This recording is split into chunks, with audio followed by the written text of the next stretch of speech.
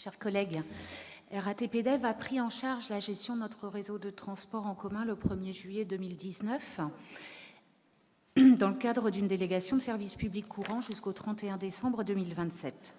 Nous n'avions pas approuvé que le lancement de cette procédure ne soit pas précédé d'une actualisation de l'analyse des besoins des habitants. Nous adressions la même critique au projet d'extension du réseau. Nous avions aussi critiqué le chevauchement des deux procédures. Cependant, parmi les candidatures reçues, l'offre de RATP Dev apparaissait présenter de plus grandes capacités d'adaptation et même d'anticipation. Nous nous étions abstenus.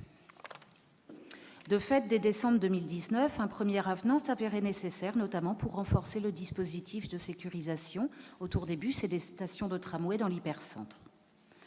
L'avenant numéro 2 d'octobre 2020 définit en 94 pages la nouvelle architecture du réseau. Nous avons regretté le caractère trop limité des concertations préalables, notamment pour la desserte des établissements scolaires. Certaines demandes méritaient d'être prises en considération. Si le transport public est un service public, si nous y consacrons chaque année plus de 30 millions d'argent public en fonctionnement, sans compter les investissements de plusieurs centaines de millions d'euros, c'est pour répondre à une demande sociale. Je ne prendrai que l'exemple de la desserte du collège de Pénarcleuse et du quartier qui l'entoure.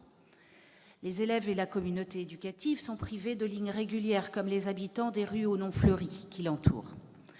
Ainsi, un professeur qui avait envisagé d'emmener ses élèves au mémorial de lutte contre l'esclavage au Moulin Blanc a dû y renoncer compte tenu de la longueur et de la complication qu'aurait engendré ce déplacement.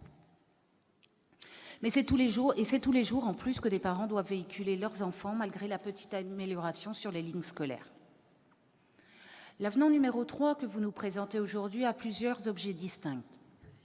Nous serons d'accord avec la prise en compte des mesures exceptionnelles liées à la crise sanitaire, qu'il s'agisse des mesures d'hygiène, en fonctionnement et en investissement, ou des mesures commerciales comme les prolongements des abonnements et les remboursements.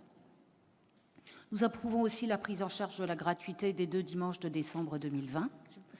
Mais nous ne pouvons en revanche nous satisfaire des dispositions de l'article 3 traitant de l'impact de l'arrêt du téléphérique.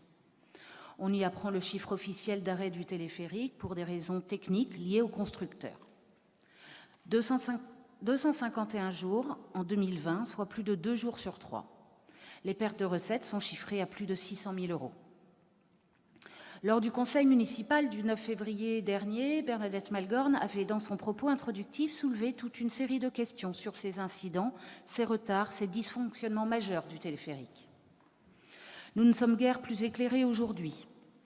Vous avez déclaré que ce serait le constructeur qui assumerait toutes les conséquences. Visiblement, ce n'est pas le cas, puisque la perte de recettes va être payée à 90% par notre budget, donc par les Brestois. Où en sont les actions envers le constructeur ? Nous ne voulons pas payer pour ces erreurs. Pour ces raisons, nous voterons contre cette délibération. Je vous remercie.